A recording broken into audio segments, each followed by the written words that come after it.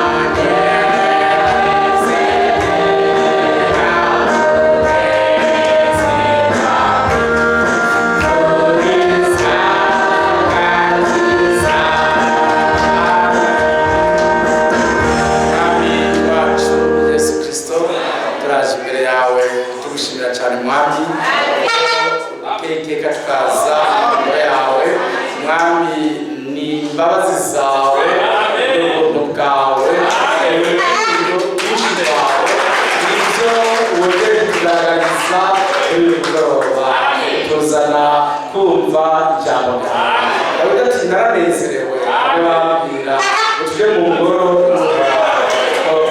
turanezera tuje guhimbaza turanezerwa tuje kumva ijambo ry'isezerano badusezeraniye turanezerwa tuje kwibutswa ibyiza watubikiye ubwami bwawe turanezerwa mwami twongeye kuza kubonana nawe biciye mu ijambo ryawe ryiza ezagira ababera ateraniye imbere yawe bose waha umugisha umwumve wese aronke umwanya wiwe mwami usesekanize igikombe cyacu utwuzurize umugisha wose ezagira umwe wese tuvane mu ntege nke tuvane mu itiro tuvane mu kurambirwa utwuzuze inkomezi zawe ijambo ryawe turi mu kirere cyiza mwami twubake dukize ko tubisabye mu izina rya Yesu Kristo amen amen mana ibaha umugisha mwinshi cyane mwese amen imana ishimwe rwose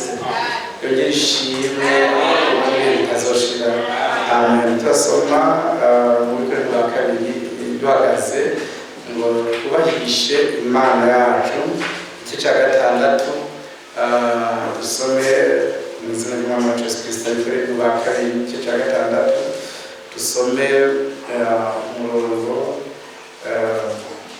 kuva ku murongo wa mbere dusome mu izina rya Yesu Kristo amen. 2 Corinthiens 6 verset 1 turasoma kandi ko dukorana nayo turabinginga ntimuherwe ubuntu bw'Imana gupfa ubusa ko yavuze mu gihe cyo kwemererwamo ndakumvise no ku munsi wo gukirizwako ndakumvise none igihe cyo kwemererwamo none ku munsi wo gukirizwako kandi ntitugire icyo tuzana zitaza mu kintu na kimwe kugira ngo kugabura iby'Imana kwacu ikugawe ariko twishimagiza muri byose nk'abakozi b'Imana kwihangana cyane mu marushwa mu mibabaro mu byago mu bimoko mu mabohero mu migumuko mu butame mu kurara amaso mu kwirirwa ubusa mu kugira umutima utanduye mu kugira ubwenge kutarambirwa mu kuba inda nziza muri mpemu yera mu rukundo rutaruhengeye mu ijambo ry'ukuri mu bushobozi bw'Imana dufise ibigwanishwa vy'ukugororoka byo mu kuryo n'ivyo mu kubamfu mu cubahiro no mu gakengerwe mu mugayo no mu mwishimwe kwiyumvirwa nk'abanyabinyoma ariko turabanyakuri kwiyumvirwa nk'abatamenyekana ariko turi barurangira tuboneka nk'abagira bapfe ariko raba turi bazima tuboneka nk'abahanwa ariko ntitwicwa tuboneka nk'abababara ariko tunezerwa iminsi yose tuboneka nk'aboro ariko dutungisha benshi tuboneka nk'abatagira icyo batunze yamara dutunze byose mwami nashimwe mubyagire kandi mwami abamugisha myinshi amen imana himbazwe shana wese amen kediswaruwe ubuntu bwinshi gukorana mu izina rya Yesu Kristo umuntu wese yumva umutima hari icyo yobiguza Imana ikwiye kumugirira ubuntu ikamukoma mu itiro ikamukangura kuko naho uri umunyabyaha cyangwa uri umunyantege nyinshi ikizogukiza ni ukumva ijambo ry'Imana ikizogukiza gukorana mu izina rya Yesu Kristo ikintu gishobora kurema umuriro mu mutima wawe ni uko Bibiliya ivuga ngo uko mubona wa munsi urushizaho kwegereza namwe murushirize gukoranira hamwe kwanyu nimba gukorana ataco kimaze uzumva uriko uratwarwa akayomekerwe n'umwansi kuko ivyanditswe vyera niko bivuga ngo bashishikarira cyane kuguma mu vy'intumwa zigisha no kumanyagura imitsima Imana imbazwe nuko Imana ireme muri wewe cya kindi yashira muri Dawidi kuko niyo Mana ntihinduka ngo naranezerewe hamwe bambwira ngo tuje mu ngoro y'Uhoraho. Imana ibindememwo numva umunezero w'iminsi yose wo kuja mu ngoro y'Imana Isumba Byose. Numve ko ari iwacu, ngiye kumva ivy'iwacu. Niba ndwaye niho ngirira, niba mfise intege nke niho mberewe inkomezi, niba mugaye niho mugurukira, niba natahura niho ntahurira. Imana ishobotse ibimpe izina rya Yesu Kristo. Amen. Imana ibahezagire. Amajambo yo Imana yaduhaye nibwo butunzi bwacu. Amen. Imana yarakoze.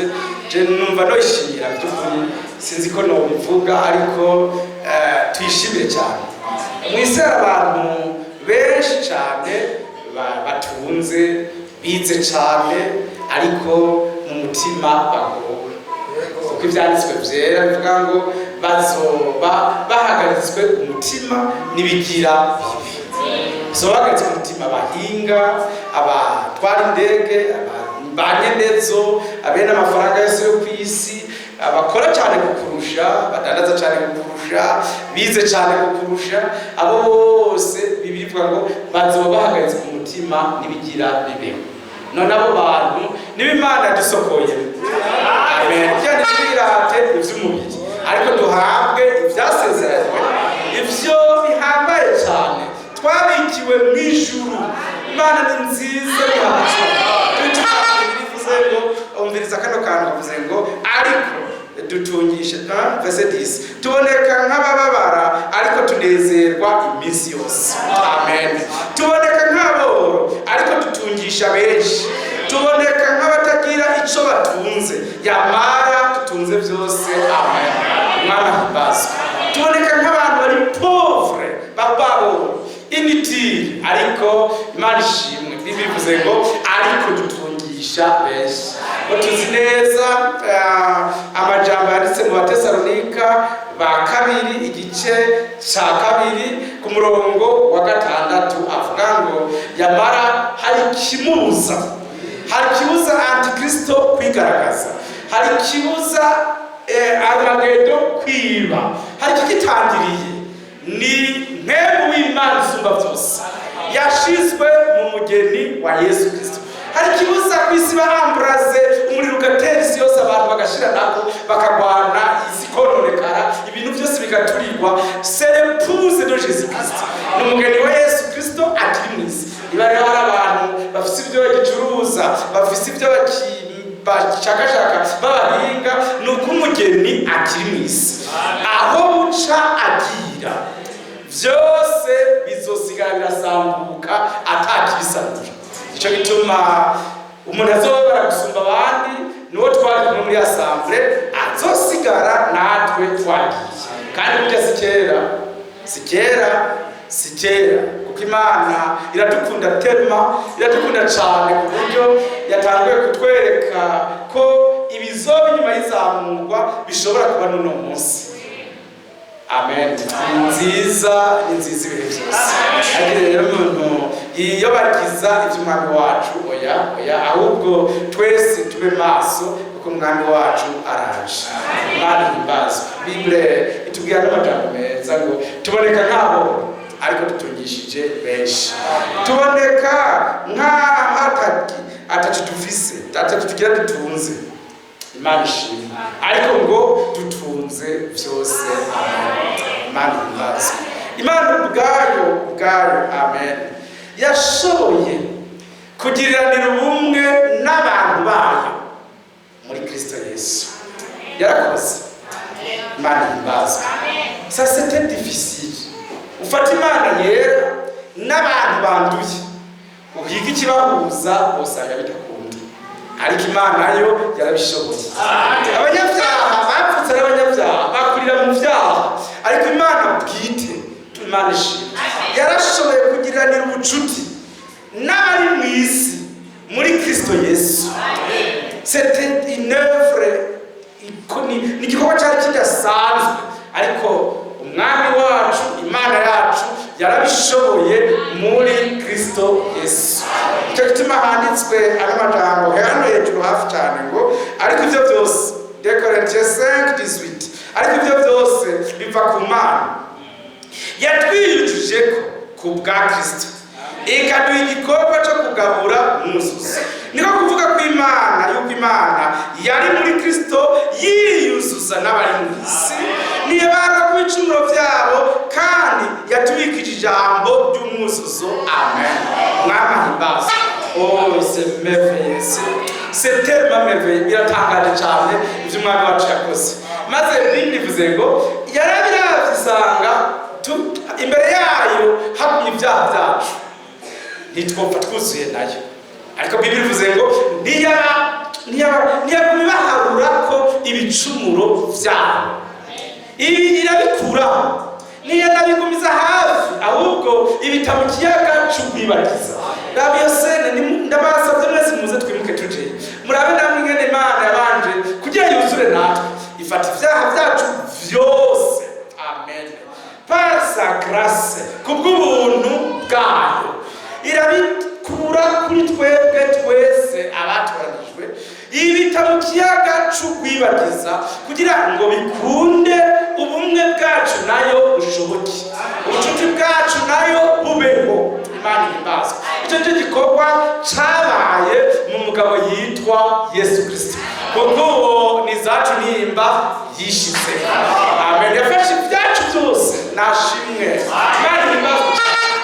Yafashe ibicumuro byacu byose indwara zacu zose ubumuga bwacu ibintu byacu bibi byose abiremeye ku muhungu wiwe. Amen. Nawe arabitwara abita mu gihe cy'ukwibagiza kugira ngo bizosubire kutuboneka ko ukundi maze turaheza tuba abantu buzuye nayo ataturabira mu byo twakoze cyangwa tubereye me aturabira muri wa muhungu wiwe umwe le fils unique. Amen. Imana ishimwe. Numva tako no bivuga niko Imana yari yakoze igitutu mu isezerano rya kera ifata intama ibabwira ko bashikana intama zibiri n'inuma zibiri. Intama imwe bayitongerera ko ibyaha by'abantu bagaca bayireka ikazopfiyerera mu bugaragwa. Iyo ntama nta muntu yoyiriye, iyo ntama nta muntu yonayicuye ngo je ndahiriwe ndironkeye intama mu bugaragwa bataye. Yari intama yuzuye kw'ibyaha by'abantu. Yari intama igumiyerera itazoro mu bugigarura ngeyo sandariye mu bugaragwa. Iyo ntama yashushanya Yesu Kristo. Amen. Yakorewe umuzigo wanje wose awiremeka nahimbazwa. Amen. Awujaniyo ntazoshika awutwariyo Imana bwiti azoshika. Imana ishimwe. Yarakoze. Imana ni nziza ibihe byose. Mukwiye kwama muza munezerewe. Hari biremereye cyane kubona yibonye abasere turiko turaririmba ati mfise amahoro atemba nk'uruzi ukazibona ubundi ukazibona umufrere umenga sinzi ibyarimo biremereye kubona birababaje kubona ku arafedora Imana ibikwiye kuba bene uko tuzi yuko umunezero wacu tunezere guhoraho izo nkomezi zacu. None rero atanezerewe twasomye amajambo meza ati nanezerewe. Mubisubire no mwumve namwe si ibintu byoroshe. Verse 10 tuboneka nk'abababara ariko tunezerwa iminsi yose.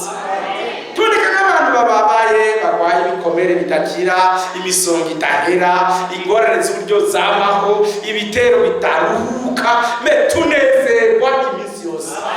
Amen. Twibutse icyo Yesu yakoze. Amen. Twibutse ubutunzi dufise muri Kristo Yesu tunezerwa iminsi yose. Baravuga ngo mwami ndabisubiye ngo mwami munezerewe. Tukanezerwa na l'état présent. Nitunezerwa nuko turi uyu munsi ubusaza, ubukene, ingwara, intambara, ibibazo ntiturabwiriza sibyo byo bibuze sio tunezerwa. Oya biriho cyangwa bitabaho tunezerwa ibyo tuzohabwa. Bibiri bivuze ngo tuboneka nk'abo yamara dutunze byose. Haleluya. Dutunze byose muri Kristo Yesu. Mwami nashimwe. Ndabasabye mu nyemerere umunsi nababwire ngo tuzogeza ryari kwigiza inyuma ubuntu bw'Imana. Abafrere bati ndagusabye ugirire ubuntu. ntibihabe, ahubwo umwami yarabitugiriye kera, yarabitugiriye. Ndagusabye ugize ingwara yarazidukijije. Nuzana witeze gukira uyu munsi ntukira, nuzana witeze kunezerwa uyu munsi ntunezerwa, utamubabaye. Umwami yaratunezereje igorogota, umwami yaradukijije ingwara igorogota, yaradukijije ibyaha igorogota. Amen. Umwami yarakoze byose bwacu, iraditugeta kompli, ashaka ngo byose birarangiye. Yarakoze ntahi basi, yaratunezereje bishimye. Amen. Yaratugiriye natwe tugira ubuntu. Nimuburo kuse muri kazoza mu bwigizi inyuma oya, yarabutugiriye. Nimuvuga ngo ndaje bace bazanyane nyiri ingwara nawe uzopfukize, ahubwo uravuga uti yarankijije, igorogota yarankijije, igorogota yarampariye. Amen. Imana ishimwe. Niba wizeye ko yabikoze, dutunze byose. Amen. Kandi tuboneka nk'aboro, c'est un passage. Tuboneka nk'aboro maintenant, mais dutunze byose en Jésus Christ. Imana ishimwe. Nihabwe icyubahiro, nihabwe icyubahiro. Amaso yanyu nafunguye mubone ubutunzi tutabikiwe hano ku isi, tufise mu ijuru. Hano ku isi nta n'ubazokora ngo abure kunanirwa. Bose nabo mwumva bahambaye bazororera kugira esheke, bazororera kugira esheke, bazondandaza bahombe. Abandi bakora indege ziturike, abandi bakora ibigwanisho bibahindukirire, abandi bagira ubwenge bwinshi abari bwo bahatana, abandi bavure hanze zo batize. Imana ihimbaza. Byeneme birahambaye cyane rwose. Ariko ejo nariko ndatembera n'umuserera mu bitaro, ambwira ati ingwara zibuzirayobeye mu bitaro hari ibikuru bya Gitega, ati uho handitse izo tutanditse n'ivyo hategeza ko izo tutize nyene kuko birakomeye cyane. Byeneme, mais nous avons cette richesse. Amen. Dufise ubutunzi naho tuboneka nk'abantu bato, burya turi ba nyakubahwa muri Kristo Yesu. Mbese murabinyemereye? Que Dieu vous bénisse. Muvyemere mu mutima naho tuboneka nk'abantu bato. Nous sommes les frères. Nivyo uko abantu batubona ni turi abantu bato banyarucari, ariko muri Kristo Yesu aya majambo n'ay'ukuri. Amen. Verset 9, 1 Pierre chapitre 2 verset 9. Imana ishimwe. Ariko mweho muri ubwoko gato. Imana ihimbaza. Est-ce que vous pouvez dire amen? Naho amen bagora, il faut quand même tuyivuge. Nimba mwatahuye. Hari umuntu umwe Branham yigishije kugira basi mwumve, ndabona abantu babijwe na après-midi bumve natukenye basi. Uwo mugabo yaguze ikizu amaheri kingana n'ino asambye, kigihomoka, ibibati byafyenyotse, ibidirisha byamenetse, ibintu byose arakikura kizu. Maze indani muri cyo yubaka y'akazu keza k'isuku, agashira kwa makaro n'amarangi meza. Abantu baciye bose baragikengera bati rijya shano ujya mu yaguze nta bwenge afise. Frère, kwiherezo hariya ku mwisho hageze irya bomara rwabisuko hanze, abahora bahaca babona umusaka, isakamburiro aho abantu ngira boja kwihagarika mu gahinga, babonye akazu keza katari bwaboneke mw'ico gisagara, baratangaje cyane. Uko niko Imana yadukoze. Il nous a travaillé et retravaillé. Umunsi umwe izotwerekana tutamusaka nk'ibituri, nziza isharije neza. Iyi nzu yacu inyuma niyaramuka isambuwe, dufise inyubako itubatswe n'amaboko y'abantu, ni inyubako yo mw'ijuru. Nimurindire mureke kwihebura mwenga muragandaye, Yesu azoza. Maze inzu yacu izobaho, abahora baducengera bose bazona abana b'Imana isumba byose, bazona inyegu Imana yiharije, bazona batorewe gutaha ubukwe bwa wa mwagazi. Il sera manifesté. Alléluia. Bazogaragara bose bazishimwe. Dieu rendra témoignage. Ishimwe n'icyorezo garuka Imana yacu.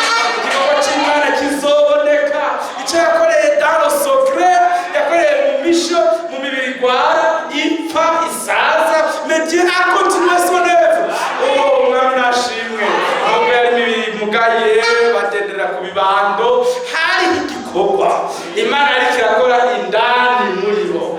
Amen. Soma neza frère, dufise ubwo butunzi. Oui, c'est vrai. 2 Corinthiens chapitre 4. Dufise ubwo butunzi. Il y a une œuvre de Dieu. Imana ishimwe. 2 Corinthiens 4 haranditse verset 7 ngo ariko Imana ishimwe dufise ubwo butunzi mu nzavya zibumba ngo ubushobozi buhebuje bube ubw'Imana butavuye kuri twebwe. Amen. Dusugerezwa impande zose ariko ntidushika mu mbopano, turazazanirwa ariko ntituranduka umutima jamais, turahamwa ariko ntiduhebwa jamais. Wise hari abaduhama ni benshi ariko abataduheba ntiduhebwa. Imana ihimbaza, turahamwa ariko ntiduhebwa. Ni nziza Imana yacu, Imana ihabwa icyubahiro. Amen. Que Dieu vous bénisse. Dukubitwa hasi ariko ntitugwaho iminsi yose, tugendana mu mubiri urupfu rwa Yesu, ubugingo bwa Yesu nabwo buserukire. Haleluya. Buserukire mu mubiri wacu. Amen. Imana ihimbazwe, yongere ishimwe. La vie de Jésus-Christ sera manifestée dans nos corps. C'est une promesse. Isezerano ry'Imana isumba byose.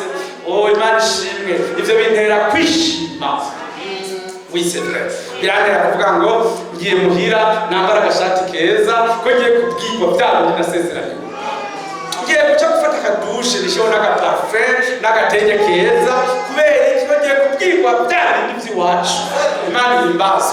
Simeyoni bwarabwo namwemera ko atazopfa atamuterura ujya mucunguzi, maze mwemwe bagiye kumutora muhira ati ngwino wa mwana bamuzanye ngo mwemwe bagiye kumutora muhira ngo baringo tukubwire kandi wasezeranywa kuko bigiye gushika vuba.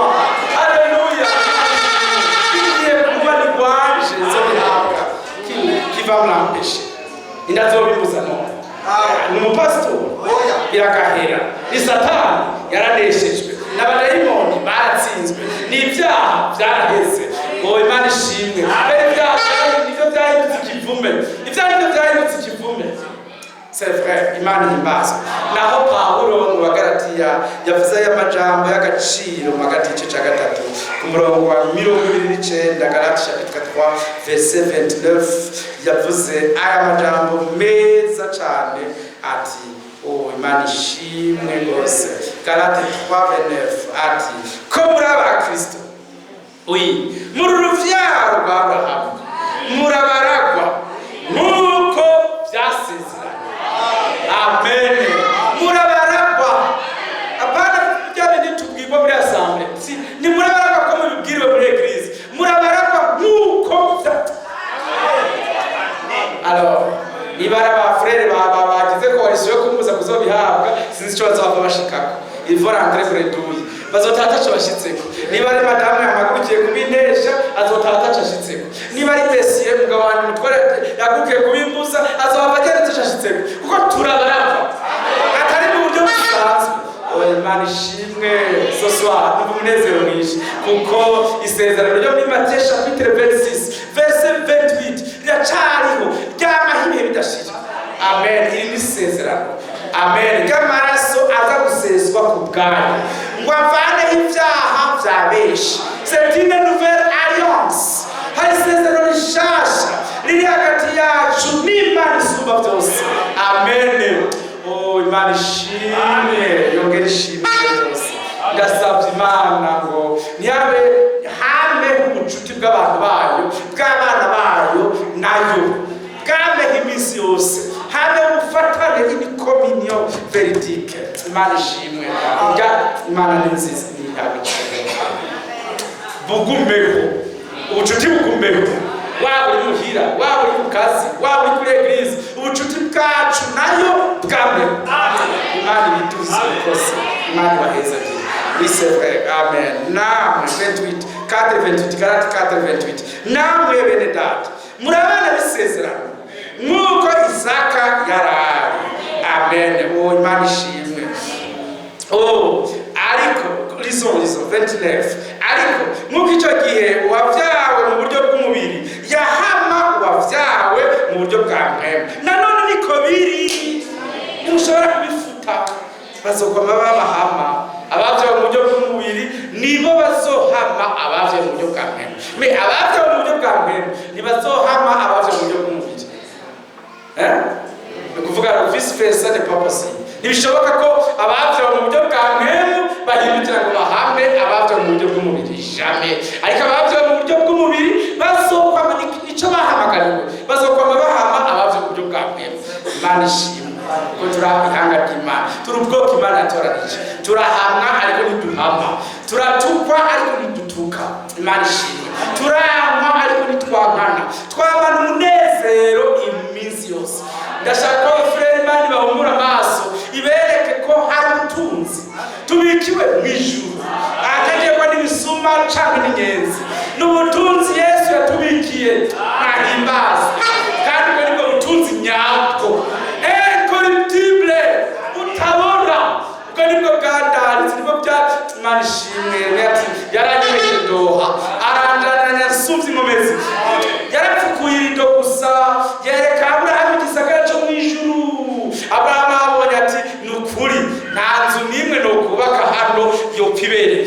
Abarafashe ingingo ati nzoguma mu mahema gushika ashitse muri za nzu zo mu bwami bw'Imana. Ubwo niko natwe nta kintu na kimwe cyo kw'isi tucishimiye, niraja nirebye materito, n'amazu, n'amamodoka, n'amafaranga, nta myambaro, n'amashuri, nta butunzi, nta biriho bikidukoresheje, nta biriho ntibikabeho. Nyabona bizona gutesha kuza muri eglise ngo ndasivye ngo kubera hari ibintu by'amagorofa ndiko ndubaka, ibindi by'amazu ndiko ndagira, ibindi by'amazu ndiko ndasonesha, ibindi by'amamari ndiko ndarangura.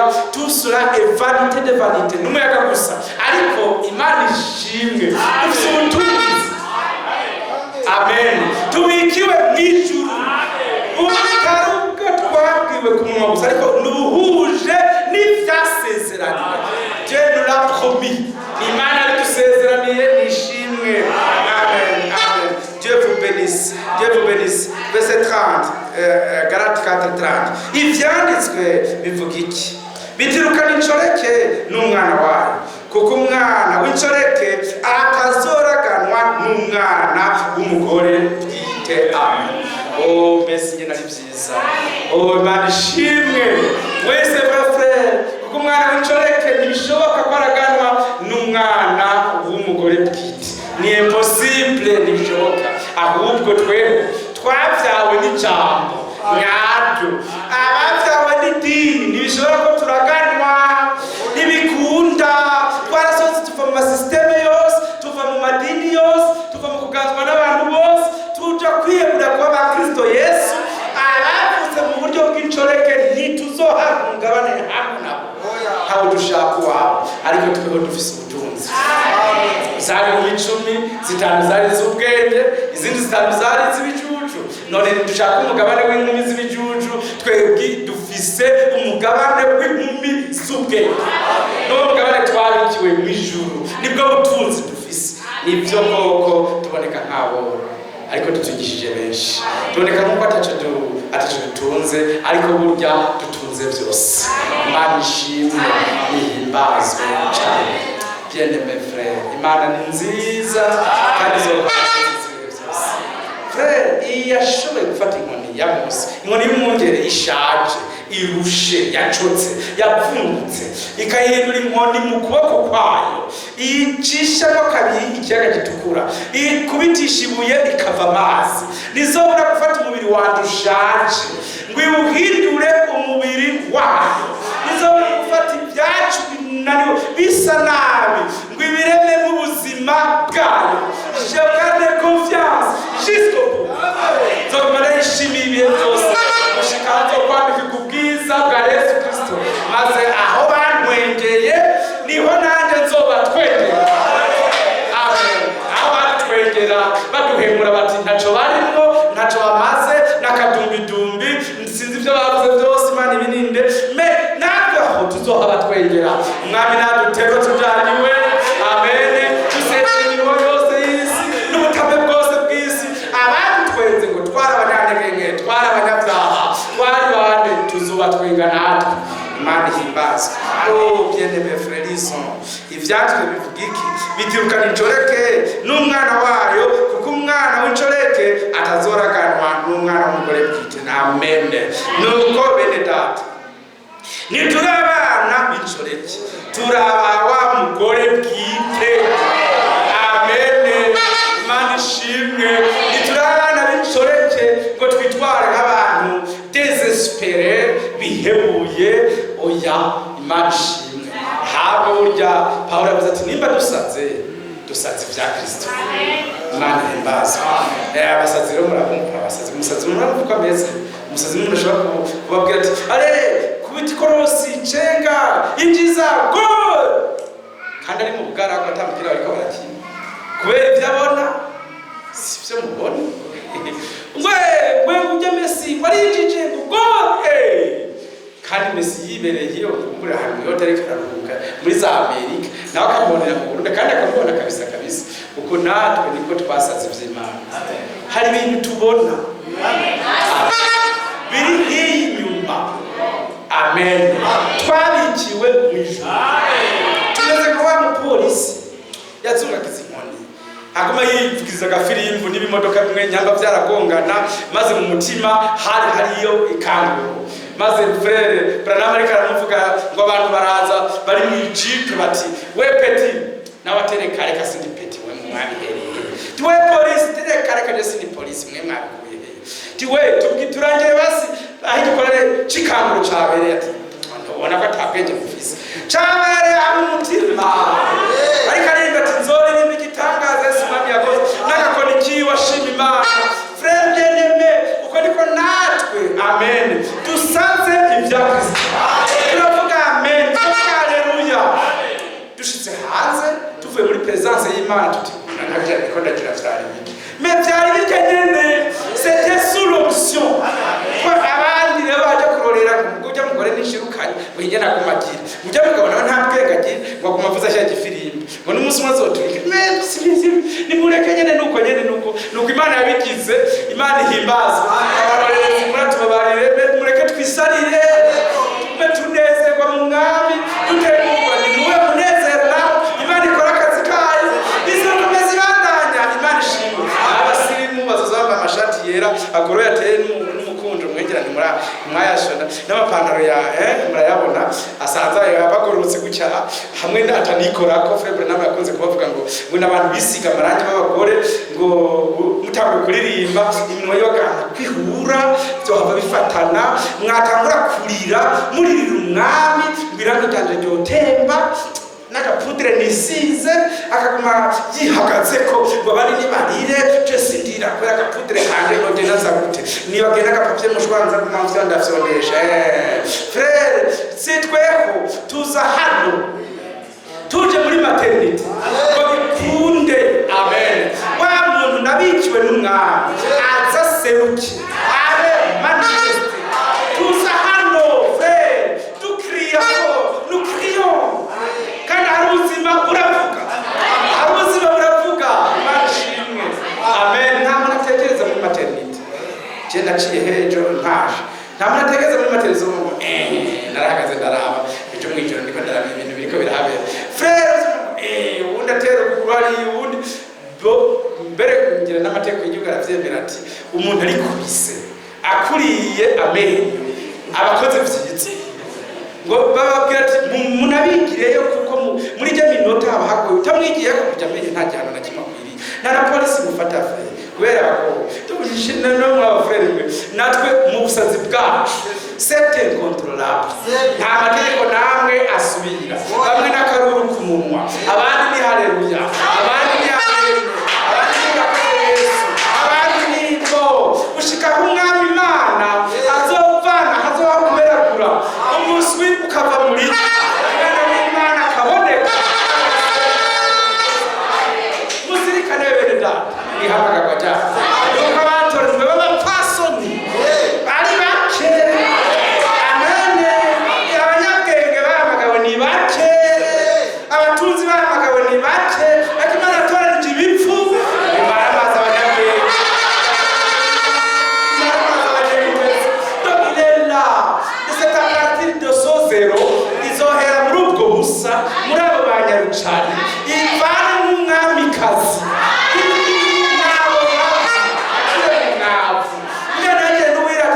yasanze ndi mu idini ryo hejuru oyaye nari uzishima ngo yasanze nari nzi icyongereza ijwi ahubwo yasanze mu mwavu ankurayo angira la hene Yesu Kristo nashimye zoraba niyo tuzirata ubuntu yatuelafe kandi yabikoreye igorogota sindazodukorera ubuntu yatugiye Amen. Que Dieu vous bénisse. Bishimishijima. Kw'abana bayo bacinjira muri assemblée basemera bati mwami merci. Urakoze ko ngarutse bandibitse byabanze. Bimwe ngiye guhabwa vuba. Bimwe asezeranira. Bimwe bizogize ubusaza bwose. Bimwe bizogize agahinda kose. Urakoze kungarukana. Bongere babimbwire kandi. Nanje nezerwe mu mwami wacu. Nivyo nebwiye abana ati uyu munsi ahubwo nimuzane ibyo murya muzane n'ibyo munywa munywe muzane n'ibyo murya murye munezerwe uyu munsi n'umunsi wanyu Imana yabatoreye wo kunezererwa amene natwe tuce un message divin murumva message divin yari nimwayumvise reka ndavuge basi kujya mu byo ngira ikete ahantu urabona iyi envelope sawa ino envelope rero ugaye kandi niyanditsemo ngo muzopfa muhone siko yanditsemo niko handitsemo frere ngo mwashamwe niko handitsemo ngaho niko nari hari message reka tugure tubige nifuka haranditsemo ngo mwahawe ubugingo igorogota mwahawe amahoro igorogota amen mwahawe gusa na Yesu igorogota mwahawe kuzuka mu bapfu twasubira kuzukura bundi murongo wo mu iryo kete yatwandikiye tuti muzozuka mu bapfu murahiro mwemwe mwizukira twasubira tukazingura tuti muzoba mu bukwe bwawe mwage frère Imana ishimwe la lettre le message divin qui nous a été adressé c'est un message de reconfort n'ubutumwa bwo kudukiza no kuduhindukiza amaso ngo tubone ivyo umwami yatubikiye ari byo twizeye amen bizirika imitima yacu maze n'abantu bose banyemerere amajambo y'amahoro mu gice ca 8 handitse ngo erega twiyeza natwe ubwacu twiyeza ku bw'ivyo twasezeranye oui c'est vrai ntidupfa gukizwa oyaye natwe twararitswe n'ivyo twasezeranye n'ivyo umwami yaturehesheje nico gituma tuvuga il nous a fiancés rero nifyaje kwa genzi wanje rero uzokwama mujyamuzi bisogorore niko yapfutse oya onoshiki wanje uzotwara hantu ngumwara udakira niko yatubwiye oya niko yatwandikiye ngo nzobatwara iwanje wowe utazosubira gukira ingwara niko yapfutse oya yavuze aho ingwara zidashika akaburi katagera aho ibisonga idashika aho umusaza muzotemba itoto ibihe bidashika aho umusaza udashika ni umwami azojana biwe tubatemeye kuza abantu bose bagwanirira abiga cyane bagwanira kumererwa neza hari umuntu urumva yagiye muri kaminuza uje nshaka nige nzorohere kuba umukene akumva kuba yiga ngo naciye baccalaureat ngo naciye na master ngo na doctor ngo nshaka kuzotsindira ubukene hari bose bahiga neza bati jeni natsinda amashuri menshi cyane ntabwo uzonyegera amafaranga nzohembwa menshi undi ati ndari cyo ndandaza maze nzonunguka amahera menshi abantu bose bari ngaho nta numwe atifuza gutembereza nk'indege yiwe nahari indoto tutazozironka umuntu wese avuga ati genda mu butamakazi nzoguma nkora mpaka nshikire kuri indege basi ariko tuzopfa tutaziguze mais s'il vous plaît frère naho biruko le Seigneur umwami yarirutse mw'iryo kuruse mwumva turimo yo gushaka indege yarirutse dutanga imbere acabidutegurira ibyo tukazofa amen ibyo tukazofa dushikiriye yarinze bidushikira. Kamoresheri ngume ntonda kwiduka muri December 25 uzongura agatenge keza. Barakuguriye muri 1990. Ikahenze. Kahenze. Kandi rero were nziza iryoshe cyane. Mwabaze n'agakoko karacari mu nda. C'est un problème. Maintenant, Seigneur, Dieu twirutse ntitwahawe. Yazotugaburira ibyo kurya. Tutazosubira gusoza.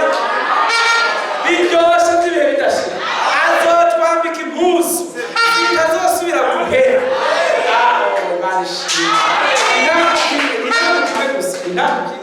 Dushinguye ukuguru gusa ubu dushinguye ukuguru kumubona waro tuzoshingura ukuguru kumwe izo bari 1500 km. Uzotambuka niko gusa shinguye azoba ari ibirometero 1500 uratambuka gute n'indege navyo bishobora ari ku mwami yabiduteguriye. Aho rero protokole izo bikozwe n'abakerubi abamarayika basira security bagendera inyuma yacu bavuze itarumbeti bati nguyu ukuzwe n'umwami. Igishe tugeze kubona n'ibyo gutwi kugeze kubona dufise ubutunzi kandi Yesu yaramaze kubiduha yashimwe. Tuboneka nk'abakene ariko dutunze. Amen. Tuyisenge tuyishimire Imana ishimwe ihabwe icyubahiro cyose. Amen. Dufise ubutunzi buriho jamais. Niba utabona Imana niguhumura amaso nawe ubone dufise ubutunzi. Nuzanaho Imana iguhe kubwizera no kubirindira bugiye kuboneka vuba. Icyo twarindiriye tugiye kugihabwa vuba. Mwami nashimwe nashimwe byose. Dufise ubutunzi tubikiwe hariya mu ijuru, tubikiwe ubutunzi tuboneka nk'aboro ariko dutungishije benshi. Amen. Tuboneka nk'ataco dufise ariko dutunze byose. Imana n'imbabazi ibahezagire. Amen. Imana ishimwe rwose ibahe umugisha. Yango ngera na sere ya myaka tujya tubona ko bamenye tujya tsimba iyo wakamenye akavuga ngo Imana yacu yatunze byose. Ngira ngo hari ndazi ko atari habuza kwiyumvira ko ako nyene nande kandi mu mutima no nansisi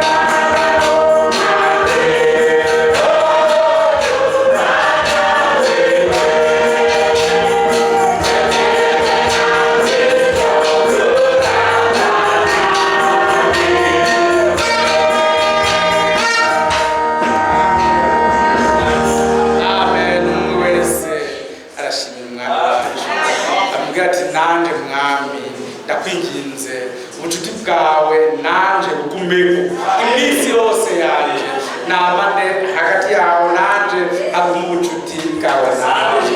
Umwami umushimire ko yatwigije hafi akaduha ubutunzi naho mboneka nk'umukene, mboneka ko nshaje. J'ai une jeunesse qui me réserve. Alléluia. Naho mboneka nk'umukene, j'ai une richesse qui est le monde ne voit pas, qui me réserve. Alléluia. Oh, Imana ishimwe. Natwe ntituraba kubiboneka ariko turaba kubitaboneka. Kubitaboneka nivyo bifise inkomezi gusumvya ibiboneka. Umwami ashimwe. Ivyo Umwami yadusezeraniye vyose ni rwacu, n'umugabane wacu, n'ubutunzi bwacu. Umwe wese nabisaba Imana ati Mwami ntundinde kwigiza inyuma ubuntu wangiriye, ariko ntume kwemera ubuntu wangiriye ku musaraba w'i Golgotha. Ume kwemera gukira indwara warankijije, warampariye ibyaha byahindutse umweru, wangiriye imbabazi i Golgotha nanjye ndazakiriye. Haleluya. Oh, Mwami nahimbazwe, ubu niwe bitazoshira. Datugororotse icubahiro n'inganje n'ibibi byawe, ubu niwe bitazoshira. N'amashimwe n'ikuzo n'ubwenge n'ubutunzi byose n'ibibi byawe, ubu niwe bitazoshira. Mwami turagushimiye cyane ubutunzi waduteguriye mu ijuru, umugabane w'abera udakabirana, utandura, udasaza, tubikiwe mu ijuru. Kandi celui qui nous a préparé pour ça, c'est notre Dieu. Alléluia. Dushimwe duhimbazwe ibihe byose mukiza. Data ugororotse, ndagushimiye ko waduteguriye kuzobihabwa, waduteguriye kuzohabwa ubutunzi, watubikiye mu ijuru. Twe kuvyizera, twe guhagarara neza tubirindiranye igishika. Mwami kuko ugiye kubipfukurira abatoranijwe kugira ngo babone ko batakurikiye ubwire ariko bakurikiye Imana itabesha. Urakoze, dushimwe cyane. Umunezero w'ibyo wabasezeraniye, umunezero w'ubutunzi dufise, ukamwemwe ishimwe mu mutima y'ibyo tugiye guhabwa vuba atakizo tuza kubihawe. Urakoze, ndagushimiye cyane. Mu ijuru nibagushime, urasanga bagushime, ubundi bitazoshira mu izina ry'Umwami wacu Yesu Kristo. Amen, amen, amen. Que le Seigneur vous bénisse. Umwami ashimwe. Amen, amen. Dutunze ubutunzi budasanzwe, gusa amaraso atweza ibyaha. Endekora murandangirizo sabuna zidangarizwa atari Golgotha honyine. Turafise amaraso atweza ibyaha. Amen. Turafise ijambo ritweza ubuzima. Isabuna wayikura yoza ubujuju n'ubuzibire bw'abantu, atari ijambo ry'ukuri twahawe n'Imana isumba byose. Turafise ubucunguzi. Amen. Kandi imva yiwe iri vide, iya Muhamedi iracugaye, iya Branamu iracugaye, iz'abahanuzi ziracugaye n'abandi bose, ariko iya Yesu iruguruye. Yaratutse abapfuye, azukanye intsinzi. Uwo niwe twizeye. Uwo niwe dusenga kwacu bihagaze. Uwo yazutse mu bapfuye. Ibindi byose ni ubusa, umuyaga gusa, ariko Yesu we ni muzima. Ubutunzi tubikiwe mu ijuru, twabikiwe n'Uhoraho. Nomero yako ni kangahe? Tubizi ubutunzi mu ijuru.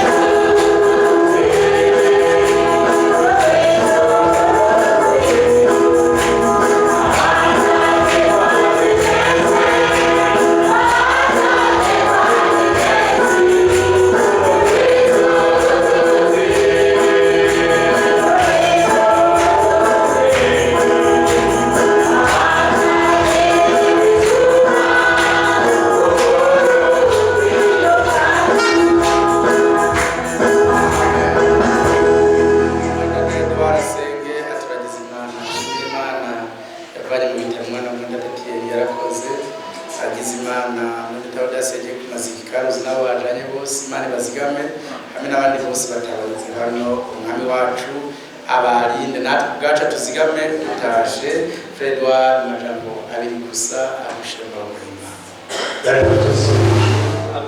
turagushimiye cyane